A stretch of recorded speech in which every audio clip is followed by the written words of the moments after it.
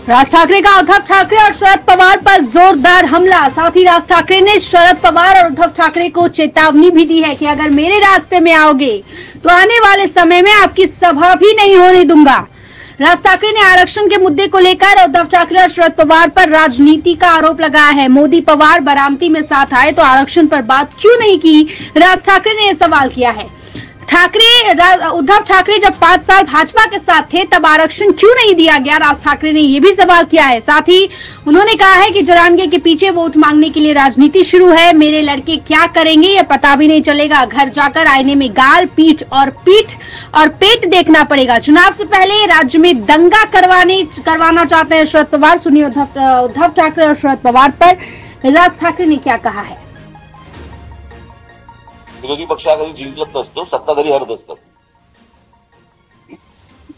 आणि त्याच्यामुळे ते जे अँटी वोट जी त्यांना मिळाली, मुस्लिम समाजाने देशभर मोठ्या प्रमाणावरती जे अँटी मोदी वोटिंग केलं किंवा दलित बांधवांनी जे देशभर की संविधान बदलणार या सगळ्या गोष्टींसाठी, आता संविधान बदलणार हे भाजपचाच माणूस बोलला होता, इतर कोणी नॅरेटिव्ह केलेलंच नव्हतं।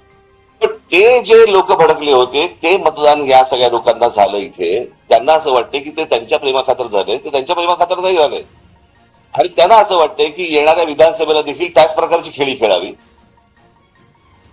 आणि याच्यासाठी आता काल तो शिवसेनेचा कोण तो जिल्हा प्रमुख ज्याला आमच्या पोरांनी मारला, नशीब पोलीस मध्ये पडले। प्रश्न असा आहे, तो ओरडत गेला 1 मराठा लाख मराठा, म्हणजे काय? ह्यांना दाखवायचं की हे जरांगे पाटलांचं आहे, पण त्यांच्या आडून ह्यांचं विधानसभेचं राजकारण सुरू आहे हे मला असं वाटतं लोकांसमोर येणं गरजेचं आहे। मराठा बांधव असतील, भगिनी असतील, ओबीसी समाजातले बांधव असतील, भगिनी असतील, इतर समाजातले लोक असतील, यांनी ही गोष्ट नीट समजून घेतली पाहिजे। शरद पवारांसारखा आज 82-83 वर्षाचा माणूस आज महाराष्ट्रामध्ये स्टेटमेंट करतो की महाराष्ट्रामध्ये मणिपूर होईल, म्हणजे या लोकांनी मणिपूर होऊ नये याच्यासाठी चिंता व्हायला पाहिजे। ते म्हणतात की मणिपूर होईल म्हणजे यांच्या डोक्यात काय चालू आहे हे तुमच्या लक्षात येईल। पुढच्या 3-3.5 महिन्यामध्ये ह्यांना जेवढे काही दंगली घडवता येतील आणि जेवढ्या काही खास करून मराठवाड्यामध्ये जेवढ्या काही गोष्टी यांना घडवायच्या तेवढ्या घडवण्यासाठी म्हणून यांचे सगळे प्रयत्न सुरू आहेत। तुम्ही जर समजा शरद पवारांचं, मी माझ्या जाहीर सभेमध्ये पण सांगितलं होतं, शरद पवारांचं जर राजकारण तुम्ही बघितलं ते हे गेलं, ते सगळं जेम्स लेन प्रकरणापासून यांनी सगळं सुरुवात केली आणि ते स्टेप बाय स्टेप एक जात झाली। कसं होतं, जातीबद्दल प्रेम हे वर्षानुवर्ष आहे, फक्त काय महाराष्ट्रात नाही देशात आहे, स्वतःच्या जातीबद्दल प्रेम असणं, पण दुसऱ्याच्या जातीबद्दल द्वेष निर्माण करणं हे पवारांनी जेव्हा राष्ट्रवादी निर्माण केली त्याच्यानंतर हे सगळं सुरू झालं।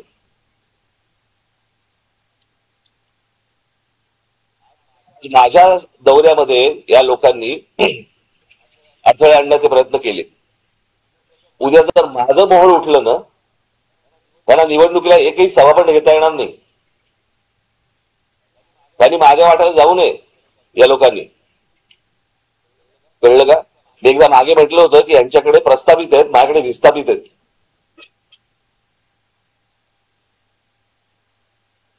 यांनी माझ्या नादी लागू नये या सगळ्या गोष्टींसाठी। तुम्हाला तुमचं राजकारण करायचंय, समाजामध्ये तेढ निर्माण करून विष घालवून ह्यांना कुठचं राजकारण करायचंय?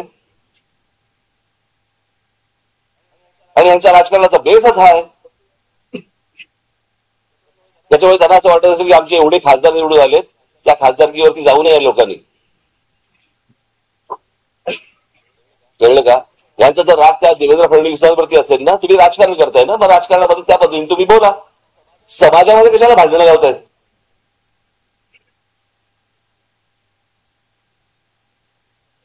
तर विषय आरक्षणाचा आहे ना, मला अजूनही आठवतंय 2003 किंवा 2004-2005 वगैरे असेल, आठवत मला, त्याला पहिल्यांदा